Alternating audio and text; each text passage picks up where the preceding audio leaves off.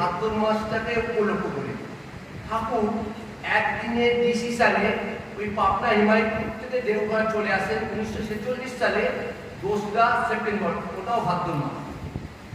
ঠাকুরের আমি ওই বইগুলো যখন পড়ি ভাবি যে ঠাকুর মানে তিনি যা ডিসিশন নেন, আর ঠাকুর আমাদেরও বলছেন যে কাজটা মনে করবে এখনই করো, পরে করো না। আর ঠাকুর ঠিক ওই পরিস্থিতিতে ঠাকুরের সাথে যেসব ভক্ত মানুষ ছিল পাবনা হিমায়তপুরে, তারা মানে আমরা পারবো না, এখানে অনেক মায়েরা আছে বা অনেক দাদারা আছে পারবেন না, ঠাকুর তাদের কয়েকটা ঘন্টা সময় দিলেন। তারা তাদের অনেক অনেক দাদা তার আম জাগ দিয়েছে, কেউ কাঁঠাল জাগ দিয়েছে, মাঠে গরু চড়ছে, ধান চড়ছে। ওই অবস্থায় ঠাকুর বলেছে পরের দিনকে সব মিলে ঠাকুরের